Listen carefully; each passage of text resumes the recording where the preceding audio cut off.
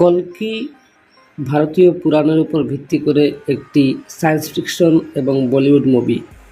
ছবিটি পরিচালনা করেছেন নাগ অশ্বিন এবং প্রধান চরিত্রে অভিনয় করেছেন প্রভাস, দীপিকা পাদুকোণ, অমিতাভ বচ্চন এবং কমল হাসান। গল্পটি ভবিষ্যতের 2898 সালে সেট করা হয়েছে এবং ভগবান বিষ্ণুর শেষ অবতার কল্কির জন্মকে ঘিরে আবর্তিত হয়েছে। গল্পের মূল পয়েন্ট হচ্ছে ফিল্মটির একটি ডাইস্টোপিয়ান ভবিষ্যতের সংগঠিত হয় এবং সেখানে মানবতা এবং ভৌগোলিক অঞ্চলে বাস করে। কাশী কমপ্লেক্স এবং সম্ভালা এই তিনটি অঞ্চলে নিয়ে গঠিত। কাশী এখন গঙ্গা নদী শুকিয়ে যাওয়া একটি মরুভূমি, যখন কমপ্লেক্সটি একটি বিশাল উল্টানো পিরামিডের আকারে যেখানে ভিলেনরা বাস করে। সাম্বালা হলো বিদ্রোহীদের বাড়ি, যারা এখন সুপ্রিম ইয়াস্কিনের বাহিনী থেকে রয়ে গেছে। প্রধান চরিত্র এবং ঘটনাবলী হচ্ছে সুপ্রিম ইয়াস্কিন মানে কমল হাসান। তিনি হলেন বিশ্বের এক নায়ক, যিনি এমন একজন মহিলার সন্ধান করছেন যিনি 150 দিনের জন্য গর্ভধারণ করতে পারবেন এবং যাতে তিনি একটি জীবিত বর্ধিত সিরাম তৈরি করতে পারেন। সুমাতি হচ্ছেন দীপিকা পাদুকোণ।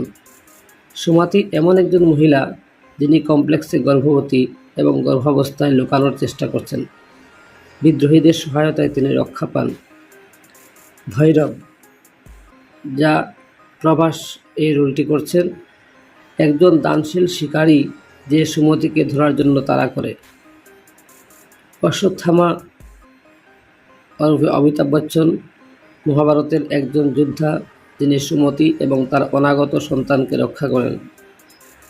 সুপ্রিম ইয়াস্কিনের সেনাবাহিনী সমস্ত উর্বর নারীকে অর্থাৎ প্রেগনেন্ট মহিলাদের ধরে রাখার চেষ্টা করে যাতে তারা সিরাম তৈরি করতে পারে। সুমতি গর্ভবতী হয় এবং বিদ্রোহীদের সহায়তায় কমপ্লেক্স থেকে পালাতে সক্ষম হয়। ভৈরব, যাকে সুমতিকে বন্দি করার জন্য পাঠানো হয়েছিল, তাকে ধরার চেষ্টা করে, কিন্তু অবশেষে তাকে রক্ষা করার জন্য তার দিকেই এক হয়ে যায়। অশ্বত্থামা এবং বিদ্রোহীরা সুমতিকে রক্ষা করে এবং সম্ভালায় নিয়ে যায়। ছবির শেষে সুপ্রিম ইয়াস্কিনের বাহিনী এবং বিদ্রোহীদের মধ্যে যুদ্ধ হয়। সুমতির সন্তান কল্কির জন্ম হয়, যে শেষ পর্যন্ত ইয়াস্কিন এবং তার অশুভ শক্তিকে শেষ করে দেয়।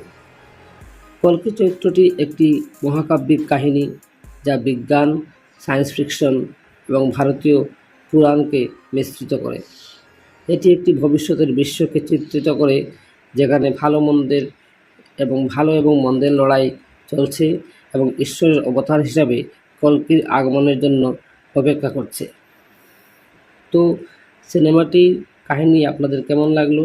যদি ভালো লাগে তাহলে নিশ্চয়ই জানাবেন এবং ভারতীয় বড় বাজেটের একটি সায়েন্স ফিকশন মুভি একবার হলে গিয়ে দেখে আসবেন।